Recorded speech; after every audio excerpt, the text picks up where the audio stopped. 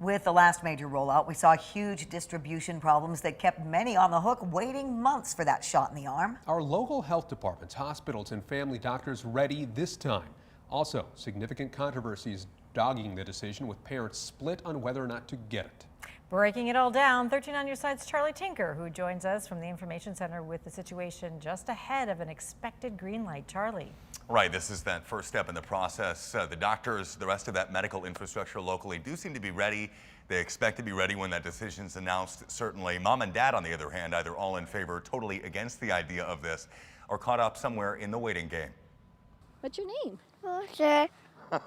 Foster says he's 4. How old are you? 4. No. But he's actually only 2. How old are you? 2.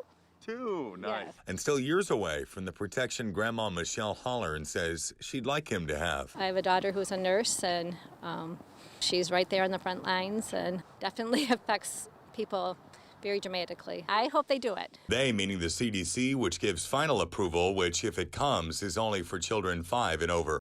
We're anxious, actually. Anxious to get the ball rolling, says Dr. An Nguyen, who operates a Grand Rapids Family Medicine and Pediatrics office. Everything is available, really.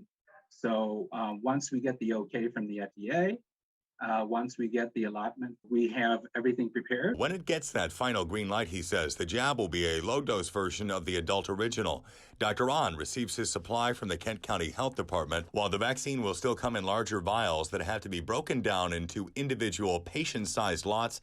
He tells me he is confident distribution will go more smoothly than in previous rollouts. It will be immediate as soon as we can get the vaccine. But are mom and dad on board? We took the question to Facebook World. The no's easily carried that vote. There's no need for people dying of this disease anymore. The weak link right now is in the younger kids in terms of spreading that.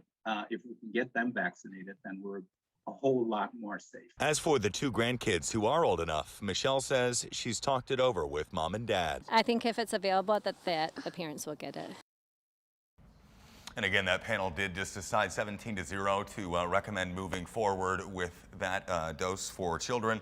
It now goes to the FDA and then the CDC. We're keeping our eyes peeled on that. 825,000 Michigan children, though, Val, would suddenly be eligible. And is there any talk, Charlie, about potentially holding clinics? What are you hearing about that? Yeah, actually, we do know, based on a letter we received, Fruitport Schools is asking parents whether they'd feel comfortable holding those clinics inside district buildings.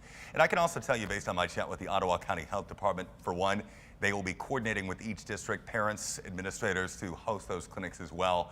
We're going to keep tabs on how that develops for you. And as always, you can find much more on 13onyourside.com.